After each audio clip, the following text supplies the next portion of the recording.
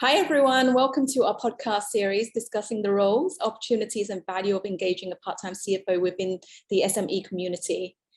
In this very first episode of our series, we are going to explore the idea of what it means to actually engage with an interim or virtual CFO. Both David and I are seasoned CFO and have been supporting the SME ecosystem for quite some time.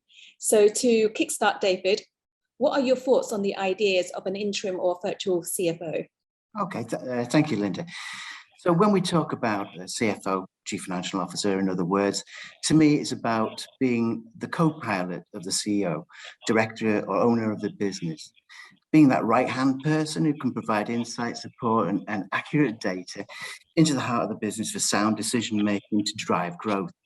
So I've grown up with the term interim, but I think I prefer virtual, as I believe that word is easily visualized and understood by most people. Certainly in Europe, for example, interim assignments have a whole industry dedicated to placements of these type. In the UAE, I understand that paying someone to do a definitive period of time or a project isn't necessarily a new concept, but certainly isn't as well developed as other parts of the world. It is a concept that has certainly carried more weight over the recent years, I think, particularly now that we are seeing greater legislative compliances and being introduced. VAT, for example, has actually forced SME community to manage their finances more closely and adopt a system that monitor business entries and avoid penalties. Yeah, and you're quite right. And it's compliance legislations that have increased year on year to a point where there isn't an SME or a business entrepreneur who remains untouched by its reach. ESR, economic substance regulations, FATCA, CRS, data protection, just to mention a few.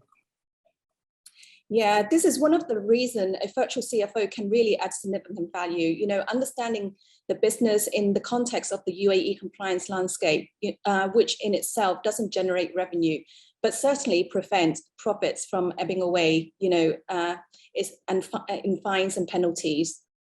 You're quite right, and almost without exception, all SMEs at some stage will be looking for an exit, and real value can be added with a virtual CFO, demonstrating during the due diligence exercise, for example, that a company is fully compliant with the UAE laws and takes away much of the risk for the acquiring company.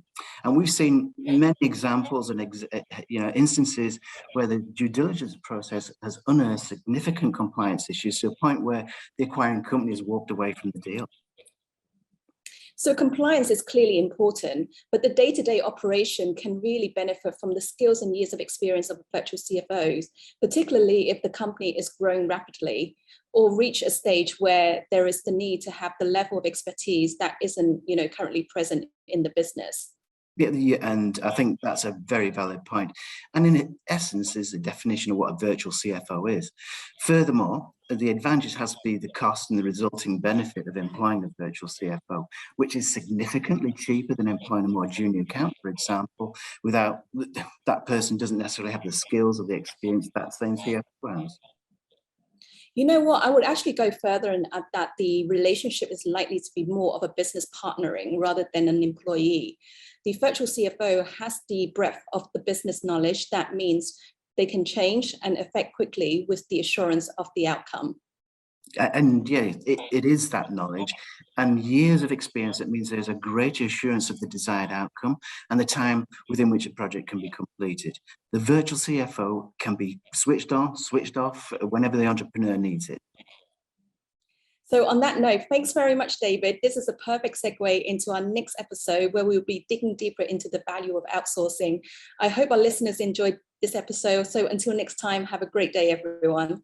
Thank you very much, Linda. Speak to you soon. Bye.